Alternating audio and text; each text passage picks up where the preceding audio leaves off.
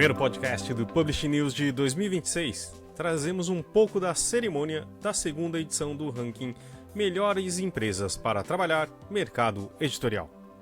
Iniciativa pioneira do Publish News e do Great Place to Work, com 2 painéis falando sobre importantes assuntos na gestão de pessoas. Na primeira, Patrícia Pulgas e André Palme, a diretora executiva de gestão de pessoas do Grupo Magalu e o head da Estante Virtual. E em seguida, Vanessa Reis, diretora de diversidade e inclusão do GPTW. Patrícia e André falam da construção e da importância da cultura organizacional do Magalu e os desafios enfrentados na gestão de pessoas. E em seguida, Vanessa fala sobre a diversidade e inclusão, destacadas como fundamentais para o sucesso, assim como a necessidade de uma liderança que se conecte genuinamente com os colaboradores. O podcast é um oferecimento da MVB América Latina, um livro e Câmara Brasileira do Livro. Esse é o episódio 403 do podcast do Publish News, do dia 6 de janeiro de 2026 e gravado no dia 16 de dezembro de 2025 na Biblioteca Parque Vila Lobos. E não se esqueça de assinar a nossa newsletter, nos seguir nas redes sociais, Instagram, LinkedIn, Facebook, TikTok, todos os dias com novos conteúdos para você. E também nos siga no YouTube ou no Spotify, onde você pode comentar, dar sugestões e até 5 estrelas. E agora, Patrícia Pulgas e André Palme. Bom dia, queria agradecer a Paty que está aqui, que cuida muito bem de todos nós, somos muitos, somos mais de 35 mil pessoas dentro do grupo. Quero agradecer o Publish pelo convite, Tolov, que falou super bem, e dizer que realmente, como já fomos sócios, eu, Tolov e Lu, sei o quanto Tolov é um guerreiro da leitura mesmo, assim, junto com o livro. E dá o recado de que Estante Virtual não está nesse ranking, que não deu tempo da gente separar e fazer a pesquisa separada, mas somos também Great Place, por sermos parte do Grupo Magalu. E só antes de fazer a primeira pergunta para a Paty, queria só fazer um complemento ao que Dani falou, que a gente fala muito sobre o Brasil ser um país de não leitores, mas a gente sempre tenta tomar o cuidado dentro da indústria de que recorte é esse que a gente está fazendo para quando a gente fala que o Brasil é um país de não leitores. E, por exemplo, trazendo o exemplo da própria Estante Virtual, todo o mercado de livros usados no Brasil não está dentro dessas. Quando a gente traz outra empresa, da qual também já fiz parte, e é uma empresa de que é o Esquilo, eu não sei se está premiado aqui hoje, mas está aqui, está no ranking. Toda a movimentação que o Esquilo faz também de leitura digital também não está nas pesquisas. Então, eu acho que é importante que a gente de dentro da indústria também consiga levar para fora, para quem não está dentro dessa indústria, o quanto, sim, ainda temos muito a avançar na leitura dentro do Brasil, mas o cenário não é tão desesperador como as pesquisas muitas vezes tendem a nos fazer achar. Enfim, vamos começar. Obrigado, Paty, mais uma vez. Bom dia, pessoal. Bom dia. Palme, super obrigada pelo convite, ainda mais por estar aqui, né? O GPTW é, assim, nossa parceira de muitos e muitos anos. E nós temos uma ligação profunda e temos um carinho enorme por eles e eles por nós, né? Acho que sempre boas trocas, parabéns aí já antecipando aos premiados. Eu imagino, gente, vocês devem ficar assim, tudo bem, essa conversa tá ótima, isso, tudo ótimo, é ótimo conversar, mas cadê o prêmio, né? Afinal, cadê? Eu sei o que é, porque eu passo por isso todo ano, né? No fim, todo ano, eu fico ali na apreensão para saber, afinal, qual vai ser o meu lugar, né? Então, segura no coração, a emoção vale a pena, garanto isso a vocês, né? E o que a gente pode fazer aqui é tornar este momento de angústia um pouco mais agradável, né? Então, vamos a isso. Bom, super obrigada, estamos super felizes. Vamos começar, né? Vamos lá.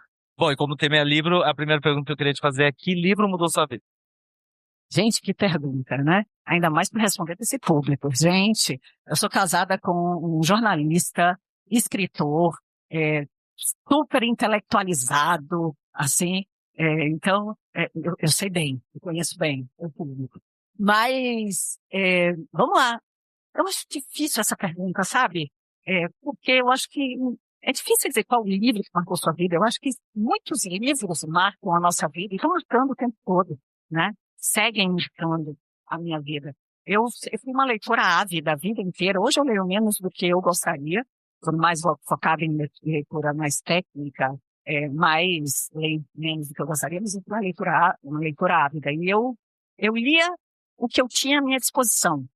E tudo que eu tinha à minha disposição, inclusive coisas que talvez eu até tivesse um pouco mais de dificuldade para entender aquela época, né? Por exemplo, eu li toda a coleção de Jorge Amado que tinha na minha casa e eu adorava e eu lia, né? Eu li Malbatã, porque tinha na minha casa e eu li, né? Então, eu lia. Tinha livros de filosofia, eu lia também. Eu lia, eu gostava de ler, eu lia, eu era curiosa. Mas eu lia de tudo. Eu acho que isso talvez seja uma característica que me trouxe até hoje aqui, na forma de ver, de pensar, que eu tenho no repertório, de olhar o mundo, né? E até talvez por isso eu seja tão assim, promotora e entusiasta dessa questão da diversidade. Eu acho que a diversidade passa por isso, passa pela sua diversidade de repertório, né? Começa lá atrás, começa muito antes. E aí você fala assim, e livro que marcou. Eu acho que também outra coisa tem muito a ver com o seu momento, né? O livro tem a ver com aquele momento que você leu, com aquela sua disponibilidade, com a idade que você tinha. Talvez uma coisa que faça muito sentido para você, fez muito sentido para você lá atrás, hoje já pode não fazer. E não porque necessariamente vai trazer uma coisa que você nunca ouviu, mas talvez porque é algo que você já ouviu 10 vezes, mas ele toca diferente naquele momento, né? Eu acho que isso é uma coisa muito forte. E aí, inclusive, com todas as possíveis críticas, um dos livros que mais me impactou, vejam só, foi um livro chamado A Ira dos Anjos, de Sidney Sheldon. Eu adorava Sidney Sheldon. Hoje eu leio menos, mas adorava também. E por quê? Porque, por incrível que pareça, ali eu tive a certeza que eu queria ser advogada. Olha como é impressionante, né? Uma história de um advogado, não sei se vocês conhecem, história de uma advogada super bem sucedida, uma mulher que teve uma saga até ela vir.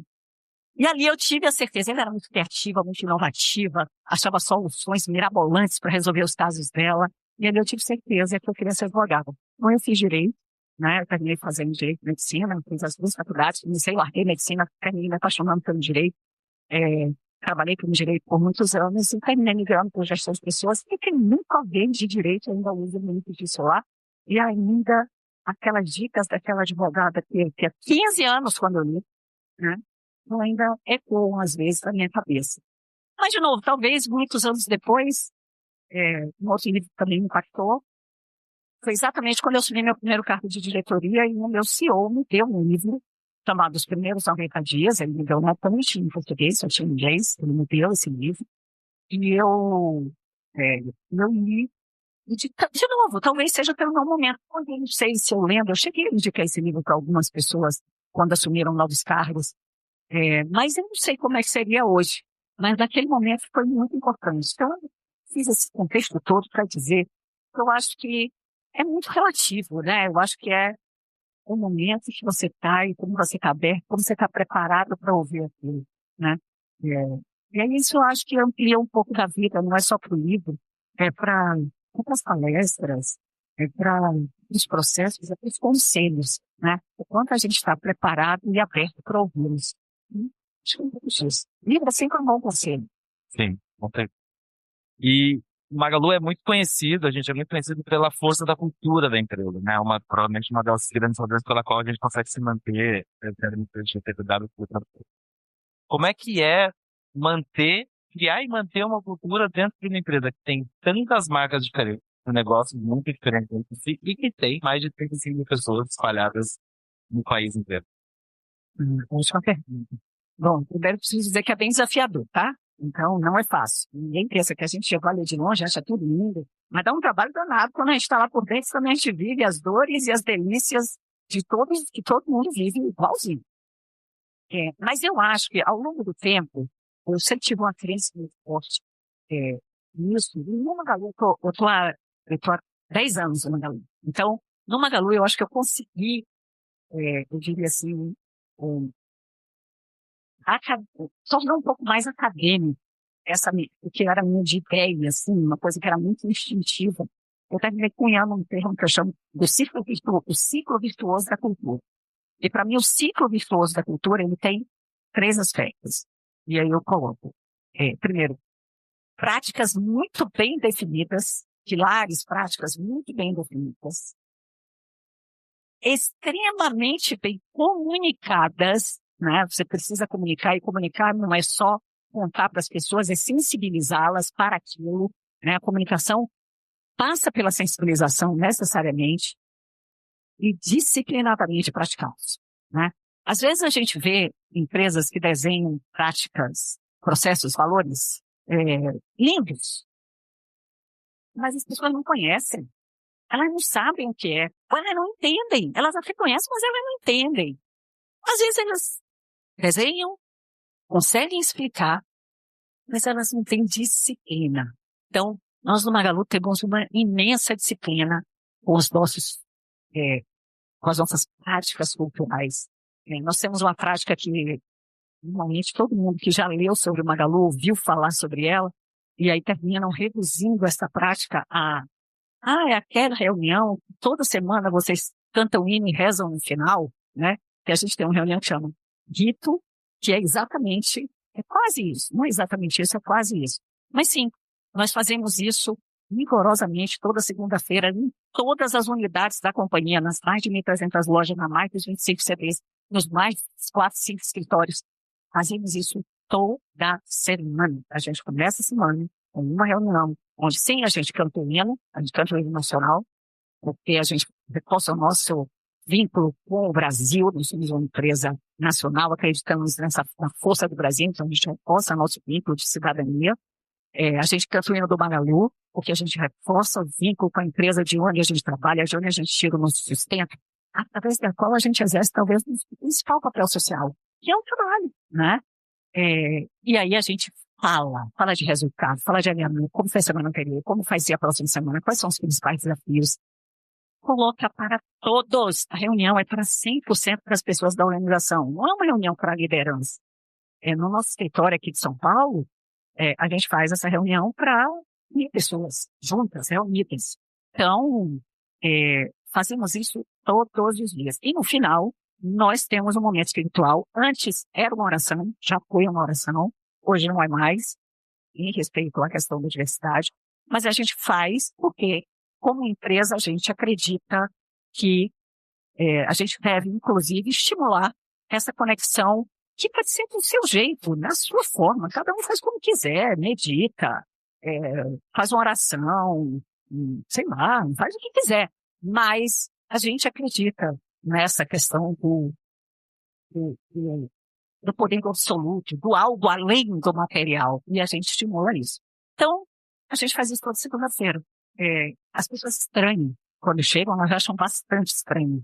Eu, inclusive, falo sobre isso em todas as entrevistas, para que a pessoa já não chegue achando que a gente atende. Às vezes a pessoa fala, não aceita. Não é, gente, não é, tá? Mas eu acho que isso é apenas um dos exemplos. O Alme vive isso todas as segundas-feiras conosco. E sim, eu falei dessa, mas eu tenho diversas outras práticas. E essa disciplina, eu acho que é essencial. E fecha esse ciclo, isso que eu chamo de ciclo virtuoso da cultura. E eu acho que essa é a receita pela qual, apesar, sim, nós somos varejo, temos um correio privado, temos uma pulverização, né? Nós estamos extremamente espalhados no Brasil, temos lojas em todos os lugares e tal. E por isso que eu acho que a gente termina mantendo essa identidade muito forte, que se reflete muito, inclusive, nos nossos resultados das pesquisas de PPW, as quais a gente se submete rigorosamente também como disciplina de prática cultural todos os anos. E já voltamos para nossa conversa. Esse podcast é um oferecimento da MVB América Latina, onde a inovação e a tecnologia impulsionam o mercado do livro. Com a PubNet você ganha eficiência, agilidade e segurança em cada pedido. E quando o assunto é metadados é com a MetaBooks. Porque, no fim das contas, o propósito da MVB é um só: levar os livros até os leitores. Boa. E quando você fala de bom, a gente tem uma população muito grande, mas toda vez que eu digo, quando a gente vai falar de implementar um processo, implementar uma prática, fazer algo com consistência, tem muitas vezes as pessoas que assim, mas então vai ficar burocrático demais, vai ficar mecânico demais. Como é que você enxerga o equilíbrio entre criar esses processos que são absolutamente necessários, até para você uniformizar essa comunicação, fazer um pouquinho desse necessário, mantendo um afeto, um acolhimento com as pessoas, mantendo a individualidade de cada um, para que isso não se perca, porque isso a gente entende, um dos valores que a gente tem do Magalu é gente que gosta de gente. Então a gente realmente valoriza as pessoas na prática. Como é que você enxerga esse equilíbrio entre manter a individualidade das pessoas, mas também fazer com que seja possível criar práticas que cheguem em todo o planeta? Eu acho que vocês vão cansar um pouco de ouvir falar sobre cultura, né? Porque eu acho que de alguma forma tudo termina voltando para isso. O procedimento é o quê? O como você faz pode ser completamente diferente. Inclusive, existem muitas empresas que têm rigorosamente os mesmos processos, mas eles são praticados de uma forma completamente diferente em cada uma delas. Porque é o como, né? É o como você faz. Eu acho que essa questão do como, ela necessariamente volta para a cultura. Qual é a cultura da organização? Nossa organização, por exemplo, é uma cultura afetuosa, ela é uma cultura amorosa, ela é uma cultura de pessoas, ela é verdadeiramente, né? A gente tem essa questão, essa preocupação, inclusive até as próprias, nossos próprios rituais, nossos próprios encontros, nós sempre temos alguma coisa que fala sobre cultura, que fala sobre pessoas, que fala sobre a questão da humanidade, porque é algo importante. A gente promove, estimula fortissimamente a questão do voluntariado, do compromisso social, e isso é o como, né? Acho que às vezes você querer dar uma receita para o como fica mais difícil. Então, é como você sente. E esse sentimento eu acho muito atrelado à questão da cultura. Então, acho que a grande, talvez a resposta simplificando seja, eu acho que garantindo essa consistência da cultura, né, da organização. Porque é através dela que a gente faz valer os nossos valores, a forma de a gente ser, e a gente vai e vem o tempo inteiro com isso. Então, quando a gente contrata com base em valores. A gente promove com base em valores. Quando a gente demite com base em valores também, né? E para isso a gente criou lá comportamentos observáveis. Aí vem o quê, né? Criou lá comportamentos observáveis para cada valor, para que as pessoas entendam exatamente o que eu quero dizer sobre aquilo no Magalu, né? Mas isso é o quê? E aí eu acho que tem esse recurso de consistência cultural. Boa. E aí, queria te fazer uma pergunta. Magalu é uma empresa familiar. O seu orgulho de ser uma empresa familiar, né? A gente, inclusive, dentro da companhia, muitas vezes vê o Fred dizendo, olha, minha mãe, Frederico Trajano, que é nosso CEO, e Luiz Helena, que não tem quem não conhece Luiz Helena, hoje ela é nominalmente líder de conselho. E o mercado editorial é um mercado que tem muitas empresas familiares. Vem de uma tradição de muitas empresas familiares. Como é que você acha que a gente chegou nesse ponto? Porque eu já tive experiências em empresas familiares que são o que a gente chama de empresa de dono, né? Tudo gira em torno do desejo do dono, do que o dono quer fazer. E a gente, em Magalu, chegou numa fórmula muito interessante de manter o que tem, talvez, de mais positivo de uma empresa familiar, do acolhimento, da amorosidade, de ser realmente uma comunidade ali que se ajuda, mas com todas as práticas e boas práticas corporativas para que não seja o desejo de uma única pessoa que vai mover a empresa de uma primeira vez. Como é que você acha que é possível chegar nessa forma? Você manter uma empresa familiar, mas sem que ela seja uma empresa de boa? Olha, eu acho que... Eu queria fazer uma reflexão antes, até, sobre isso. Eu não acho um problema ser uma empresa de dono. Eu acho que tudo na vida a gente tem o lado sol e o lado sombra, de tudo, né? As big corporations têm seu lado sol e têm seu lado sombra.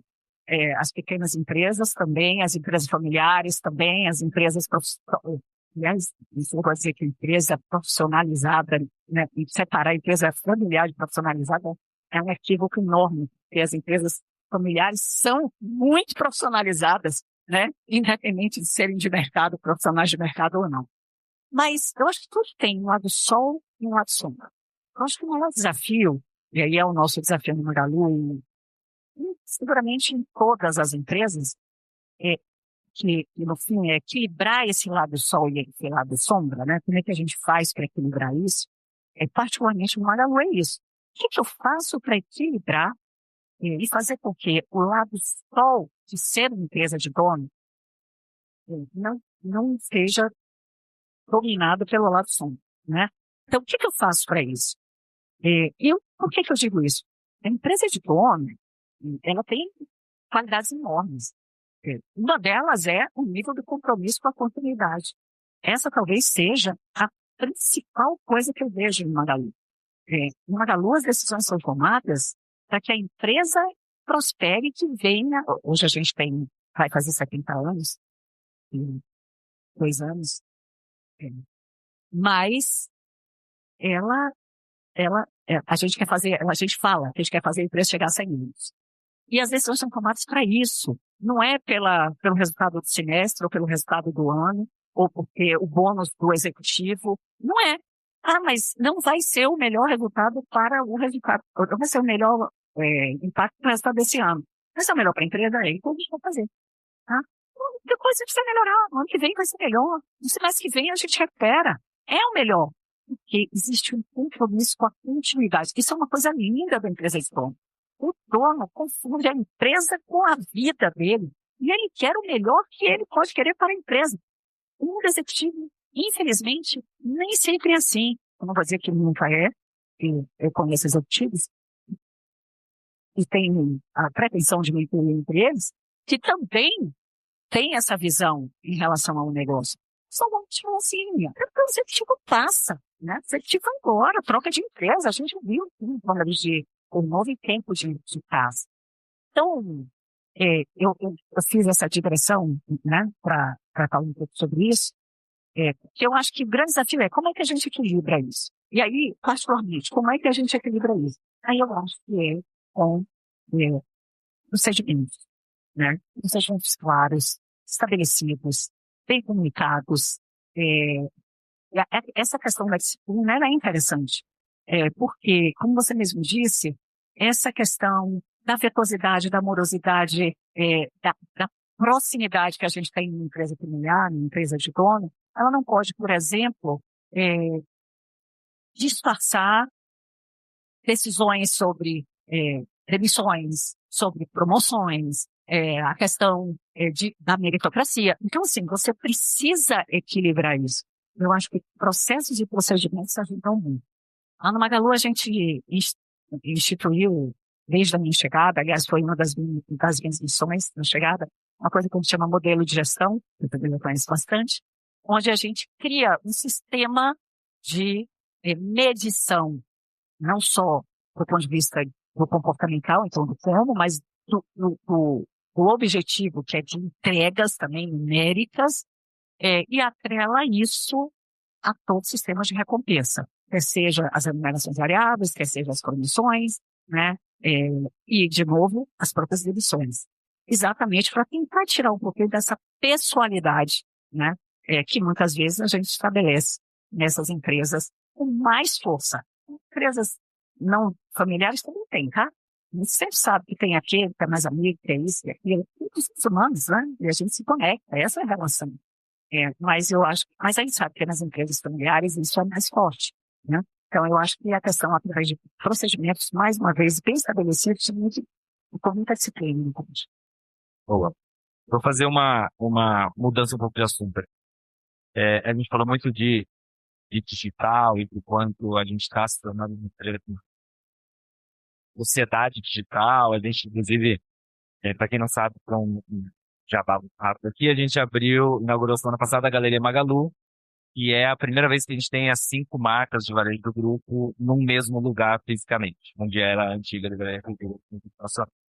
E muito do manifesto que a gente fez para a galeria é da promoção dos encontros, né? Das pessoas se encontrarem, das pessoas estarem juntas, saírem da tela e irem para um ambiente mais físico e de mais E numa sociedade digital assim, onde que você entende que as pessoas fazem tempo?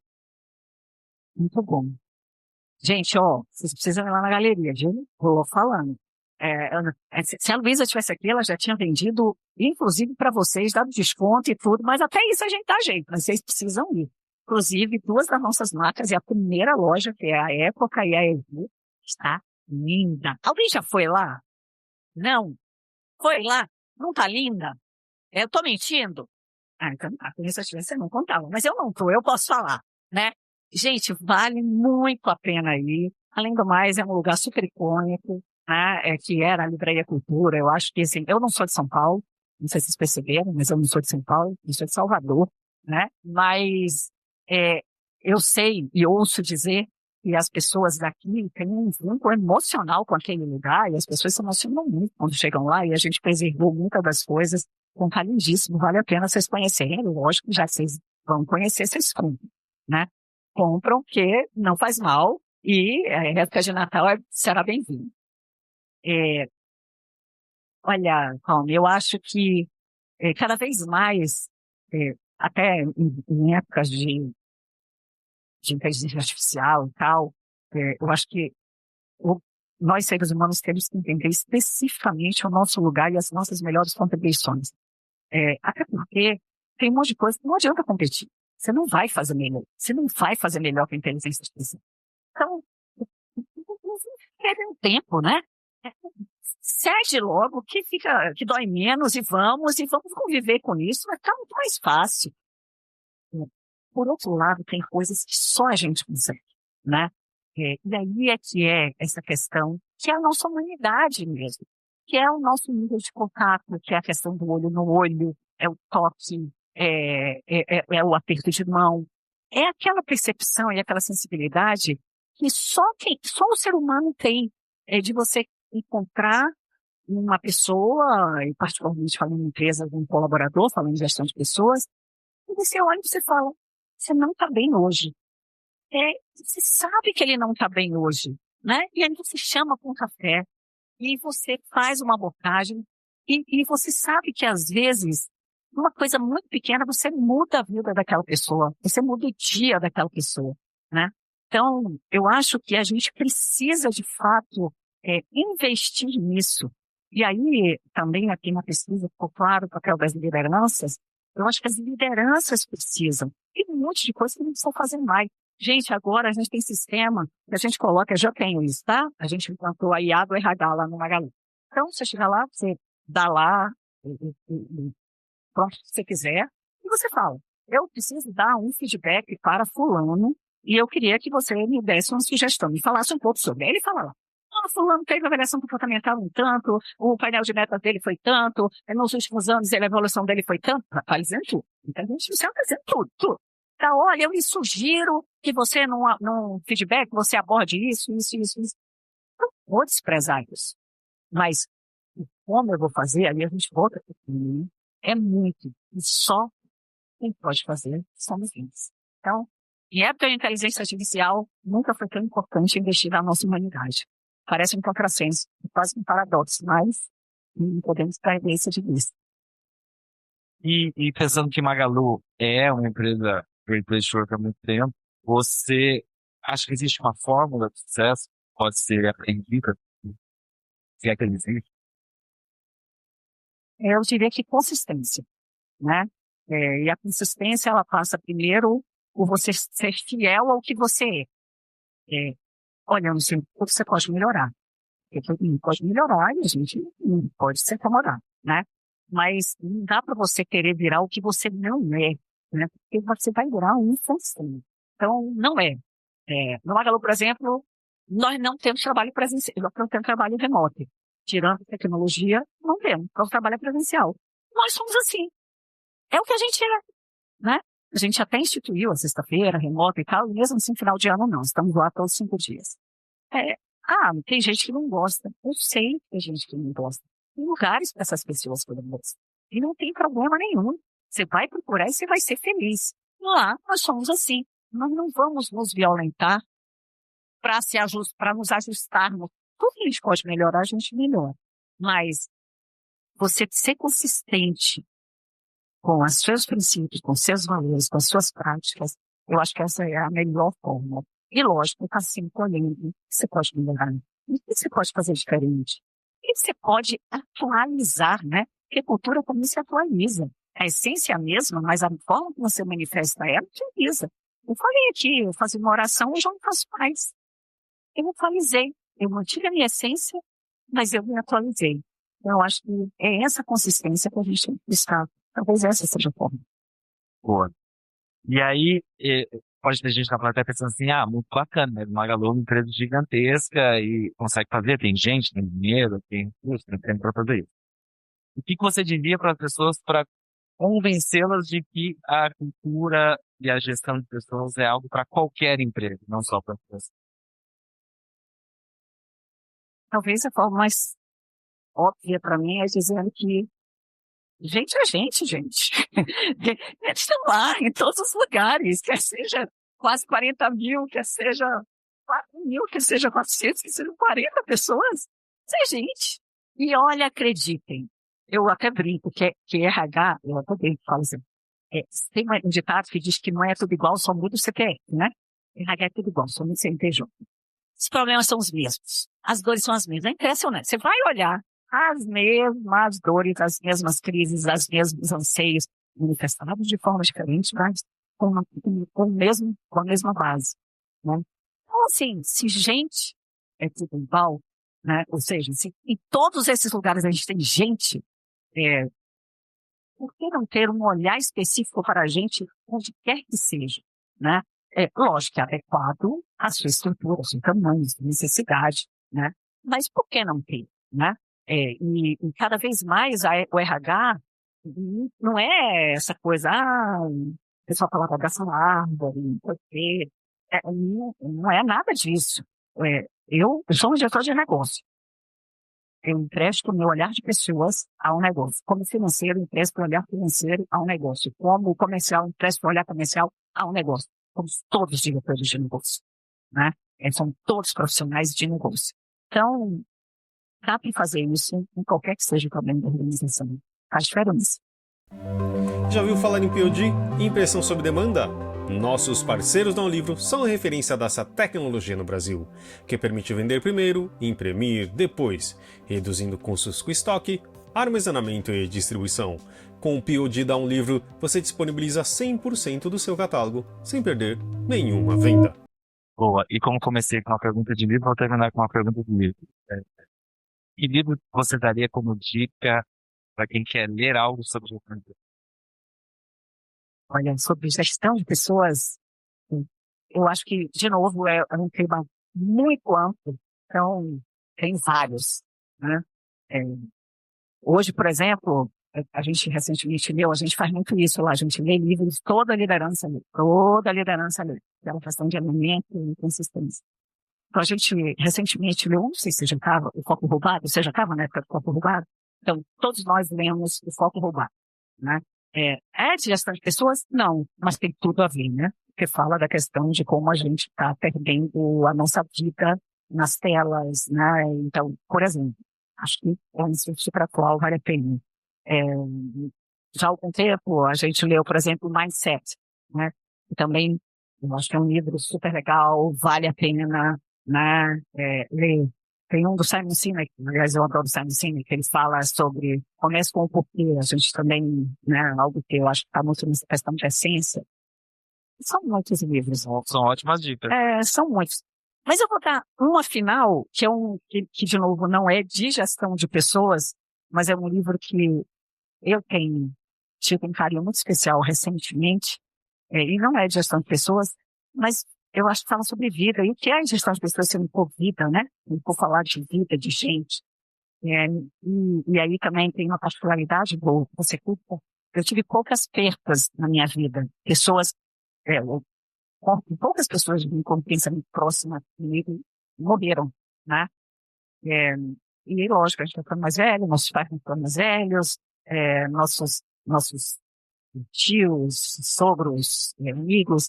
Você começa a se deparar um pouco mais com essa questão da finitude da vida e lógico que isso vai mexendo eu vejo isso nas organizações, né? A idade tem se estendido nas organizações, então. E aí, recentemente, eu li um livro que eu gosto muito, tenho lido e relido, que eu acho de uma poesia maravilhosa, que chama, e não é exatamente sobre isso, mas é também, e é A Morte é um Dia que Vale a Pena Viver, da veterana Cláudia Arantes, não me perdi, mas é isso. E eu gosto muito. Eu acho que ele fala sobre a vida, fala sobre as relações. E gestão de pessoas é sobre isso de qualquer coisa, sobre relações. Obrigado, Paty. Foi um ótimo papo. Obrigado, gente. Não sei se a gente tem tempo para abrir para perguntas, né? Falando nisso, então não temos. Mas enfim, estamos super por aí.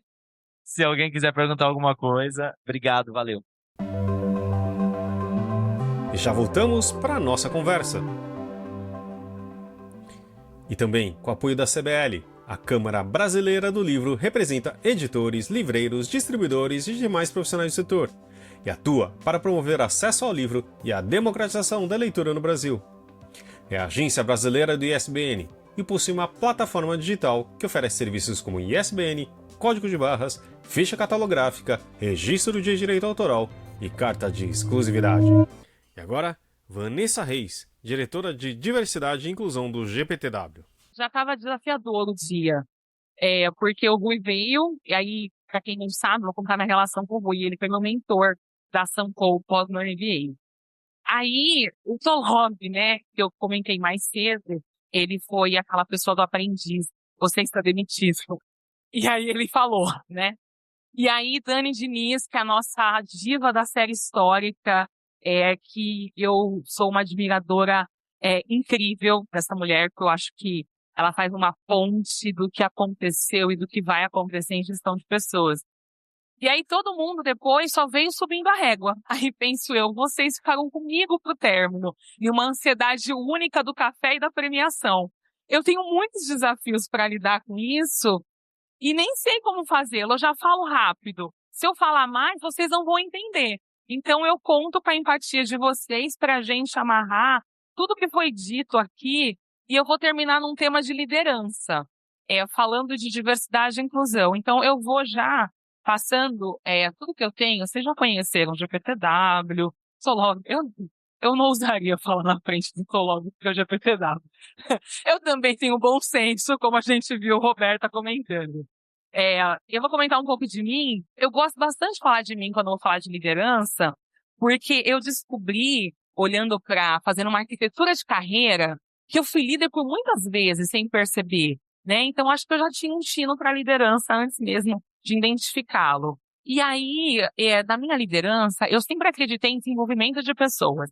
Eu criava treinamentos, eu vim da logística, contando um pouco da minha carreira, né? Sou administradora de empresa, formada em logística, fiz uma pós-graduação em engenharia logística. Depois, todos os meus próximos cursos foram focados em processo, produto e pessoas. E cheguei no GPTW pensando em pessoas, falando de diversidade e inclusão. E agora de liderança também, estamos juntos na mesma vertical aí.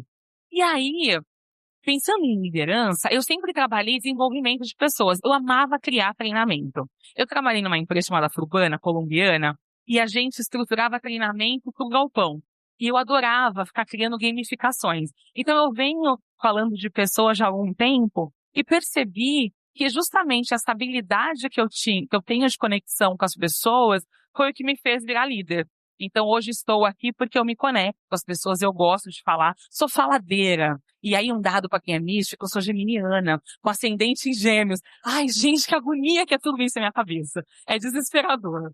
Mas o Ricardo, o menino que foi sábio e fez uma leitura, e se eu pudesse, eu sentaria e também leria os slides, porque eu acho que é isso. Depois do Rui falar que nos falta ambição intelectual, eu já não sou muito ambiciosa, então ficou muito puxado para mim. Mas eu fiz um artigo, para quem deve ter visto, a gente tem a publicação da segunda edição da Publish News, na página 17, um jabá direcionado para ganhar tempo. Eu escrevi um artigo falando de liderança de pessoas. Eu sempre me questionei que as pessoas enchem o peito para falar, eu sou líder de pessoas. E o negócio ecoa, né? Algumas pessoas utilizam disso para usufruir de um pequeno poder no Olimpo. E aí eu comecei a me questionar que as pessoas falam, mas quando a gente faz alguns recortes, sempre tem uma dor. Aí nossa, pessoas, meu Deus do céu. Patrícia fez a melhor explicação de 25 para mim. Gente é gente.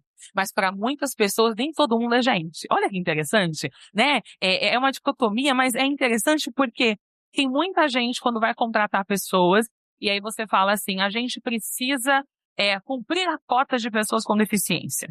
Eu sempre escuto algumas lideranças falando, você me traz alguém com pouca deficiência?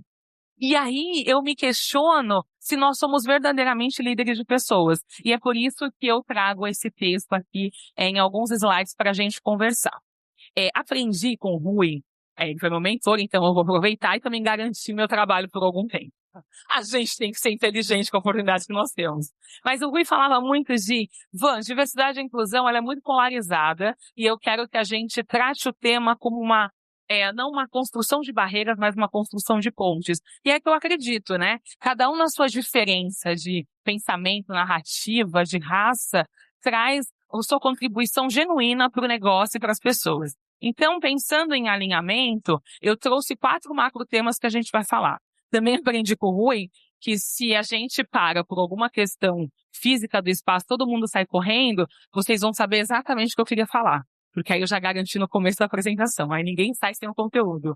E aí, pensando também que nós voltamos da pandemia melhores, estamos menos ansiosos? Nós estamos? Não estamos, né? Mentiram horrores pra gente. A gente tá com o olho que treme, é um joelho que dói, a gente não voltou 100%. E aí, pensando nisso, eu trago alinhamento de expectativa. A gente vai falar um pouco de conceito, vamos falar um pouco de liderança versus gestão e vamos falar um pouquinho sobre como que a gente faz essa liderança ser efetiva. Eu começo sempre com um lugar de conceituar. Quando a gente fala de diversidade, é importante pensar que a gente não parte do mesmo lugar, principalmente intelectual.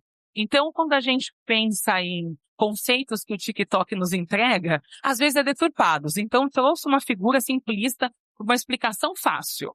Diversidade é convidar para a festa, todo mundo já ouviu falar, inclusão é chamar para dançar. Mas eu gosto dessa imagem porque ela traz para além. Diversidade é dado demográfico, né? É fatos. Então, essa sala, todo mundo é diverso. Acho que isso é um tema importante. A gente muitas vezes fala, eu vou contratar pessoas diversas. Vai contratar todo mundo. Porque o fato das nossas criações serem diferentes já nos fazem diverso. O lugar que você nasce, que os teus pais te ensinaram como valor, já te faz diverso. A grande sacada das empresas é como que a gente trabalha a inclusão. Como que essas diferenças têm voz e são ouvidas a partir dos lugares que elas estão. Então, o quanto que eu contrato toda a diferença, vamos usar uma pauta que está em alta, gênero? Então, eu contrato uma mulher para ela ser diretora da minha companhia. Mas se toda reunião eu tenho algumas microagressões que eu permito que ela toda vez seja silenciada, não conclua suas opiniões, eu não faço a inclusão. Então, o lugar da diversidade é que a gente tem vários fatores diferentes e a inclusão faz com que essas diferenças tenham oportunidades de falar e trazer seu ponto. Essa imagem é a que eu mais gosto, mas eu vou explicar ela no decorrer para a gente ganhar um pouco de tempo. Porque aquela imagem, ela nos faz refletir de quantas barreiras a gente vai criando. Então, eu quero que você venha para a minha companhia, mas quero que você não fale da sua forma. E acho que todas as discussões que a gente teve aqui hoje provocaram a gente a pensar que, no final, a nossa cultura que deveria modelar, e não aquilo que a gente espera que as pessoas façam. Sua cultura está bem alinhada? O quanto você tem feito que as pessoas vivenciem o seu jeito de empresa de ser? A partir disso, fica fácil a gente conseguir tirar barreiras para gerar inclusão. E aqui é um slide bom para a gente falar de liderança, né? Tudo que foi falado aqui, e a gente, quando comentou o efeito GPTW, a gente fala que começa na liderança.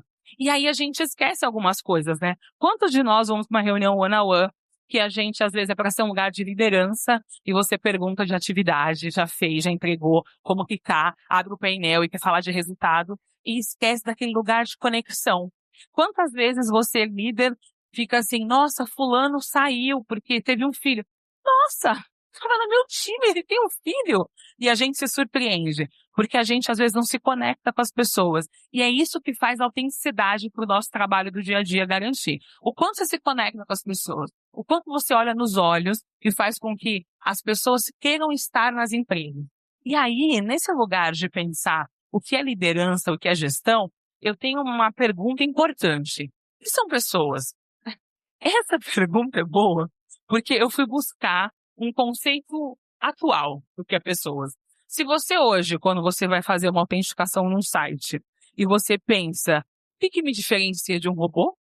Já pararam para pensar? Se a gente fosse trazer Harari para falar aqui, eu acho que essa é a melhor definição do que é pessoas. E descobri que Ricardo nem entra nessa categoria, porque várias vezes ele perde para o robô. Mas eu acho que a gente parou de pensar um pouco, brincadeiras à parte, que as pessoas são para ser e para a gente fazer. Então, não tem empresa que não faça uma atividade que não seja feita por pessoas para pessoas. No final do dia, o seu grande produto, seu grande lançamento, o livro do ano, você pensou em quem? Pensou na emoção de quem vai ler, na absorção de conhecimento dessa pessoa. A gente faz para pessoas por pessoas. Então é importante entender o que são pessoas, porque nesse mundo tão misturado de coisas, de grandes conceitos, a gente perdeu algumas coisas básicas, como essa, simplista. Você consegue encontrar o semáforo? Quantos já não perdeu com o semáforo? Fala a verdade. Quantos de nós já falamos assim, tá bom, eu sou um robô, e agora? Como que eu acesso essa próxima página? Porque a gente às vezes acaba perdendo a batalha. Mas aqui, eu trouxe para, insando nesse lugar de perder batalha, pessoas, a gente tem perdido a batalha para a confiança. E aí, além de tudo que eu estudo, eu tenho embasado no Harari, né? Eu tive a oportunidade no HSM+, de ouvi-lo falar da crise de confiança global. O quanto a gente não confia no outro. A gente não confia para pedir para alguém segurar uma porta, para segurar nossa bolsa, para olhar o nosso lugar. A gente não confia na instituição, o Estado, nós não confiamos nas pessoas, nós não confiamos em ninguém. Tudo a gente dá aquele olhar meio ressabiado, tipo assim, você, tá bom. E tudo isso reflete na forma que a gente faz liderança. Uma vez que você não confia, você tende a desconfiar. E a gente trouxe aqui exatamente esse gargalo. Você percebe que as lideranças, nesse estudo da Gallup, ela comenta que a percepção da liderança é de que eles são confiáveis e que o time acredita neles. 76% afirmaram isso. Só que os times falaram que só confia 20% na liderança. Olha que interessante. E isso mostra que a gente perdeu a conexão. Por isso que eu faço o questionamento. Será que a gente é líder de todas as pessoas? Será que as nossas afinidades, aquilo que é agradável aos nossos ouvidos e olhos, a gente às vezes tende a falar que gosta mais desse ou daquele, porque é fácil? E quando a gente pensa, e Patrícia trouxe uma fala importante aqui, ela comentou, eu sou de negócio. Quando você entende que você é de negócio, você tende a ter um olhar imparcial. Se vem do lado A, do B, do C, do branco, do vermelho, do amarelo, do negro, porque você entende que é pelo negócio. Essa pluralidade na liderança nos promove a ter olhares diferentes. Pensa se toda a discussão, você, por exemplo, ama o amarelo, e aí a nossa amiga ama o roxo. Então a empresa vai ser amarela e roxa porque a gente não entra numa discussão. A pluralidade começa a fazer você a refletir. Vamos fazer colorido? Vamos trazer um arco-íris para cá? Vamos repensar a ótica de produto? Porque você não vende. É isso que eu acho interessante. A empresa seleciona e classifica o perfil de profissional. A liderança faz a mesma coisa muitas das vezes. Mas quando a gente vende produto e serviço, a gente quer todo mundo. A gente não pensa em vender só para um perfil de pessoa ou para outro perfil de pessoa. Então, o questionamento aqui dessa crise de confiança é que a gente está esquecendo o que é ser líder e a gente está esquecendo que a liderança é para as pessoas. E que a gente fazendo para pessoas fica muito mais fácil fazer para o negócio. A gestão do processo, do resultado fica mais fácil. No GPTW, a gente tem uma máxima que amamos e falamos terça passada na reunião de liderança. A gente falou, poxa, entre valores e resultados a gente fica com o quê? Com os dois. Porque se você não garante a sua cultura e seus valores, você não consegue fazer a entrega dos resultados que você precisa. Porque como que garante engajamento? Engajamento é um interruptor que a gente liga e desliga e tá todo mundo super afim? Pensa no Magalu agora, Black Friday, o quanto eles venderam. Por sinal, dona a Luísa, um comentário particular aqui, eu publiquei um livro há mais ou menos uns dias atrás, uns 10, 15 dias, com coautoras, que são mulheres que trabalham no Comitê do Mulheres do Brasil, que é um grupo da dona Luísa. E Luísa estava no nosso lançamento, e aí ela fez exatamente isso. Ela fez um jabá e falou pra gente, olha, não sei se vocês concordaram ou não, mas o livro tá com 20 de desconto, porque ela é essa pessoa. Mas ela promove esse lugar disruptivo, e uma das coisas que mais me encanta, que todas as reuniões que a gente tem com ela de estratégia do grupo, ela fala, a gente tem que colocar as pessoas no centro. E acho que isso pode parecer batido, mas a gente tem uma dor de que a liderança às vezes não é humanizada. Ela enxerga as pessoas como máquinas produtivas e acaba esquecendo daquele ponto simples de conexão, de quanto às vezes as pessoas poderem compartilhar o que sentem. E aí você fala, pô, Van, isso é da empresa. Não, ainda a gente se demite da liderança. Quantas vezes você vê pessoas saindo de lugares maravilhosos porque ela não consegue tolerar o próprio líder? Pensando em vocês que vão ser premiados daqui a pouco, eu acho que essa reflexão de pensar se você é líder para todos é uma boa reflexão, porque quando a gente olha para a representação ainda de pessoas, e eu trouxe aqui grandes massas do Brasil, né? Nós mulheres somos 51,5% da população, pessoas negras 56% da população, e essas pessoas ainda não estão dentro do mercado de trabalho nem em lugares de posição. E para piorar, né, a gente agora, acho que é importante fazer um adendo disso, principalmente para a liderança, a gente tem um time misto aqui de homens. Quantos de nós, quando fazemos reuniões com as nossas mulheres no dia a dia, perguntamos como que elas estão genuinamente? Quantas vezes a gente pode ser, para além de uma liderança, acolher em um lugar de violência? Quantos sofrem violência dentro da própria casa ou da própria empresa e não conseguem falar? Esse lugar de entender se você é líder para todo mundo vem dessa provocação, do quanto você está ouvindo e entendendo que essas pessoas realmente estão ali para fazer a diferença na empresa e o teu papel é de facilitar para essas pessoas. Nisso, a gente trouxe uma discussão dentro do artigo que fala que quando a empresa entende que dá para liderar todas as pessoas, ela não tem mais aquela preocupação de que não contrato para cima de 50 anos, não, porque vem cheio de vícios. Pelo contrário, a gente tem um dado interessantíssimo, o nosso índice de inovação, o nosso IRV, que está presente nas pesquisas de clima, que traz exatamente isso, que é um contraponto mostrando que empresas que investem na pluralidade e diversidade, principalmente na contratação de pessoas 50 a mais, são empresas que avançam a inovação. Elas tendem a ter menos atrito na hora de inovar a partir de produtos. E a gente não olha para isso, né? Porque acaba caindo num discurso de que é pelo bem social. Não, também é pelo resultado de negócio. A gente vai falar um pouquinho agora de que, beleza, entendemos que tem que liderar para todo mundo, né? Não dá para mim ser líder de pessoas selecionando aquilo que é agradável aos meus olhos ou aos meus ouvidos, porque a liderança passa por isso, né? É tão agradável quando você chega pro teu time e comenta alguma coisa, todo mundo fala, nossa, maravilhoso, que ideia fantástica. Aí você sai envaidecido. E somos humanos, a gente adora o negócio do ego, né? Dá uma mexida. Mas aí quando você tá aberto a ser líder de todos, você não vai ouvir só palavras que te agradam e vai estar confortável de ser conflitado e muitas das vezes não o confronto, mas o conflito é produtivo e vai entender que isso aumenta. E como que a gente faz com que tudo isso gere mais confiança? As nossas pesquisas mostraram nesse último semestre que os líderes que fazem mais feedbacks, que tem até 3, 4 feedbacks no ano, tendem a ter um índice de confiança maior quanto empresa. Olha o potencial da liderança. Às vezes a gente acaba ignorando a oportunidade, meu tempo está acabando, a oportunidade de você fazer essas trocas genuínas com o teu time. Você, não é legal. Nossa, feedback, a Patrícia trouxe um ponto, né? Aí ela pode escrever para você o feedback no pior dos mundos, para você colocar na plataforma, mas o como fazer é importante, porque é ali que você se conecta. O feedback, para a gente, ele é um presente, porque ele te dá a oportunidade de você evoluir. O Cal fala lindamente sobre isso, então eu também não vou ousadamente falar na frente dele sobre, mas eu acredito que não só pelas nossas pesquisas, mas muitas das vezes, minha maior evolução partiu do lugar de ouvir coisas difíceis que foram importantes de endereçar.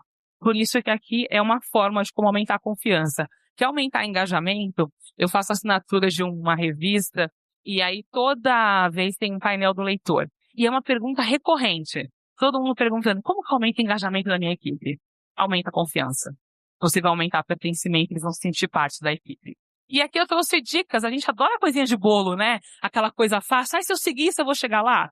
Aí depende, né? O quanto você está aberto para fazer. Então, comece valorizando as pessoas. É tão bom quando você despende aquele elogio genuíno, de agradecer por algo que fez, pela contribuição, de dar oportunidade de todos falarem. Não reforce estereótipo. Sabe aquele negócio de que, a loira, Aí é velho, né? Sabe aquele lugar que a gente acha que é convencional? Ou a gente já ouviu? Pra quem gosta de meme, eu fico cautelosa de usar referências de meme, porque eu sou muito formada em memes. Mas tem um meme muito bom, que viralizou há tempos atrás, que ela falava da beleza fatal.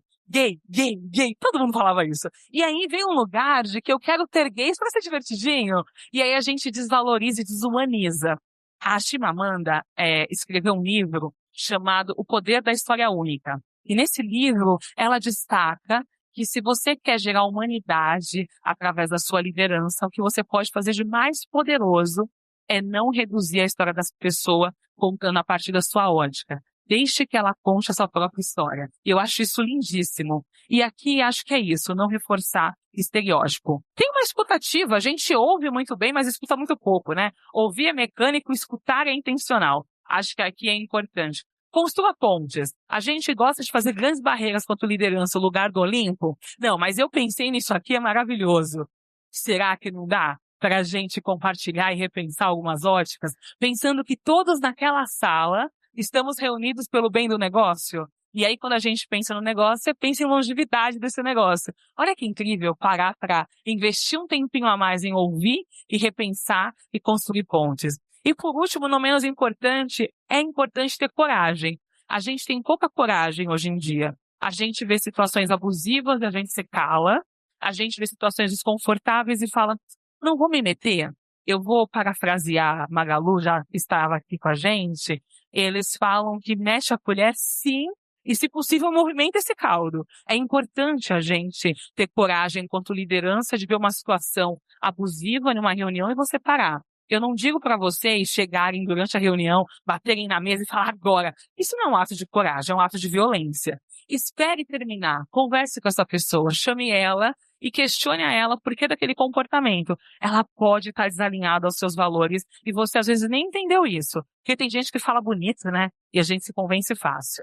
E aí a gente deixou no final do artigo uma pergunta interessante. Eu não vou aprofundar em tudo que escrevemos e as pesquisas que fiz sobre o tema, porque eu gosto de pesquisar como a gente se relaciona com as pessoas. Porque eu gosto de me relacionar com pessoas, então eu entendi que a minha relação direta com outras é uma liderança por influência, né? A forma que eu abordo, a forma que eu dou bom dia, o quanto eu empenho de sorriso na voz ou não, é uma forma que a gente gera conexão.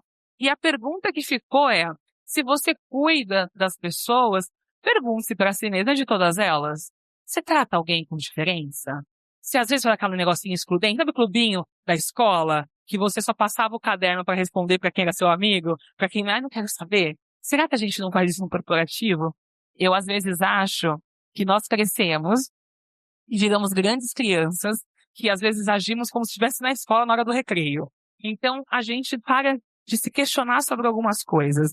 E por último, eu trago uma frase que é do Luiz, é um marqueteiro maravilhoso, faz sempre eventos aqui em São Paulo, gosto muito do Lu, e ele falou um dia essa frase, me marcou demais.